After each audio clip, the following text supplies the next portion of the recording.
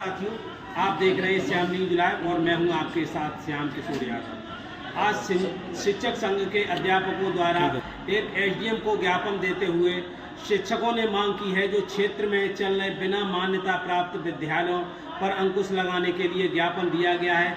वही अध्यापकों का कहना है, अगर देखा जाए तो जगह जगह ऐसे विद्यालय संचालित हो रहे जो बगैर मान्यता प्राप्त विद्यालय चल रहे हैं। साथ ही कुछ विद्यालय ऐसे चल रहे हैं मान्यता 5 क्लास तक की है, लेकिन हाई स्कूल इंटर तक की कक्षाएं संचालित हो रही हैं। इसको लेकर के 1 दर्जन से अधिक शिक्षकों ने एसडीएम प्रसून कश्यप को ज्ञापन देते हुए बगैर मान्यता प्राप्त विद्यालयों पर कार्रवाई की जाने की मांग की है। उसके साथ ही कुछ विद्यालयों की सूची भी उपलब्ध कराई है।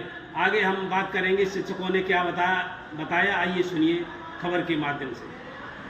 जी सर, आज जो ज्ञापन आप लोगों के द्वारा दिया गया, किस संबंध में दिया गया है? ये मैं महेश चंद्र आर्य, वरिष्ठ जिला उपाध्यक्ष प्राथमिक शिक्षक संघ मैनपुरी।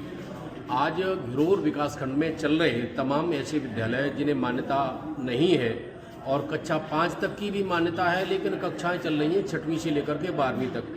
आज ज़रूरत ये है कि हमारे शिक्षा विभाग को इसमें अगुवाई करनी चाहिए कि आज परिषदीय विद्यालयों की जो स्थिति जो प्रदेश सरकार हमारी देख रही है कि आज स्थिति ये है कि परिषदीय विद्यालयों में छात्रों का नामांकन दिनों दिन गिरता जा रहा है। उसके पीछे अगर कोई महत्वपूर्ण कारण है तो उसका यही है कि पब्लिक विद्यालयों में जहां मानकों की अनदेखी की जा रही है, ट्रेंड टीचर नहीं है, वहाँ किसी प्रकार की सुविधा नहीं है, और जबकि परिषदीय विद्यालयों में भिन्न भिन्न प्रकार की सुविधाएं, तमाम सारी सुविधाएं दी जा रही है। पुस्तकें बच्चों को फ्री मिल रही है, मिड डे मील की व्यवस्था है, निःशुल्क पुस्तकें हैं, ड्रेस इत्यादि सारी चीज़ें दी जाती हैं।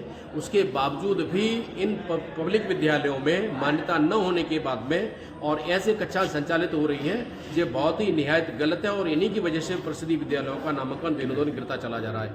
शिक्षा विभाग के अधिकारियों की जिम्मेदारी ये बन जाती है कि ये इन विद्यालयों में जिन्हें मान्यता नहीं है, ये झोला छाप जिस तरीके से डॉक्टरी कर रहे होते हैं उस तरीके से ये विद्यालय संचालित है। इन्हें निश्चित तौर पर रोका जाना चाहिए, इन पर लगाम लगनी चाहिए और बड़े मुस्तैदी के साथ में इस पर न्याय करना चाहिए। यही हम सब। अच्छा, देखा जाए तो तहसील क्षेत्र में कितने ऐसे विद्यालय संचालित हो? मुझे लगता है हमारे यही तहसील परिक्षेत्र में, घिरोर परिक्षेत्र में देखें तो कम से कम 50 ऐसे विद्यालय हैं, और शिक्षा विभाग को हम लोगों ने बार बार बताया है एक विद्यालय नहीं है, 10 विद्यालय तो उंगलियों पर गिने जा सकते हैं। साथ ही साथ ऐसी स्थितियां भी हैं कि मुझे लगता है कि अगर पूरे तहसील परिक्षेत्र में देखा जाए तो 1.5 सैकड़ा से भी ज़्यादा विद्यालय निकलेंगे जो बिल्कुल मान्यता के बिल्कुल हीन है, मान्यता है ही नहीं।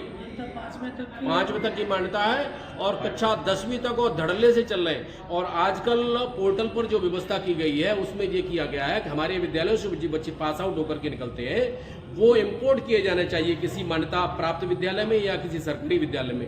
वो विगत 3-4 वर्षों से बिल्कुल ड्रॉप बॉक्स में पड़े हुए हैं, और हम लोगों पर ये दबाव बनाया जाता है कि ये बच्चे ड्रॉप बॉक्स से हटवाए जाएं।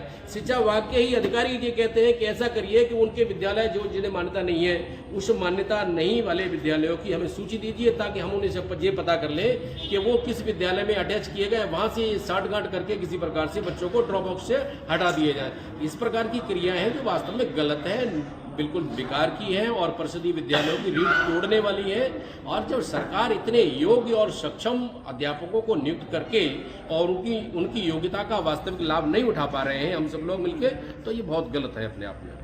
धन्यवाद।